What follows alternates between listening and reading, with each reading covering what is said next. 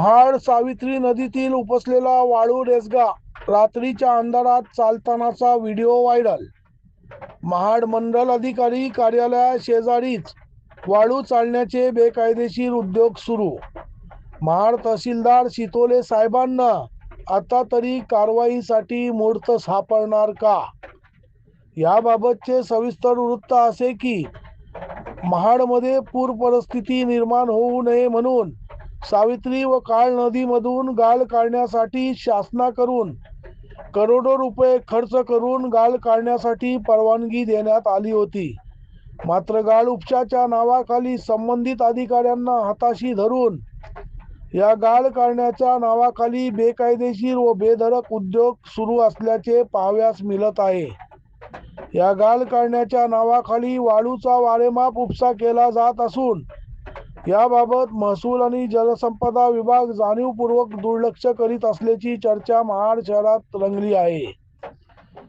गाळ काढताना ट्रॅक्टरला चालन लावून वाळू चालण्याचे जे उद्योग बेकायदेशीररित्या सुरू आहेत त्याकडे महाड महसुली अधिकाऱ्यांनी पूर्णपणे कानाडोळा केला आहे।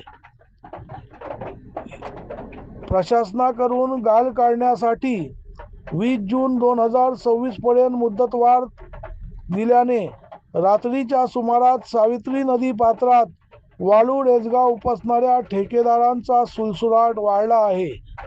महाड शहराच्या हद्दीमध्ये गांधारी नदी पात्रातील गाळ काढून ठेवलेला रेसगा उपसा केलेल्या ठिकाणी जेसीबीच्या साहाय्याने ट्रॅक्टर ट्रॉलीवर चालन ठेवून वाळू चालवून निघालेली वाळू तस्करी चा धक्कादायक प्रकार महाड शहराच्या हद्दीत सुरू आहे। सर्वात महत्त्वाचा विषय म्हणजे या वाळू माफियांनी कोणालाही न घाबरता थेट मंडल अधिकारी कार्यालया शेजारीच वाळू चालण्याचे उद्योग सुरू ठेवून जणू महाडच्या मंडल अधिकाऱ्यांनाच या बेकायदेशीर वाळू काढत असल्याचे त्यांनी निमंत्रण दिले आहे। महाड मंडळ अधिकारी कारवाई करत नसल्याने महाड शहरात उलटसुलट चर्चेला उधाण आले आहे। आता तरी महाड तहसीलदारांना हा गाळ काढण्याच्या नावाखाली वाळू चालण्याचे जे उद्योग सुरू आहेत त्यावर कारवाई करण्यासाठी मुहूर्त सापडेल का हे पाहणे महत्त्वाचे ठरणार आहे। राजनीती भ्रष्टाचार वृत्तवाहिनीसाठी ब्युरो रिपोर्ट, रायगड।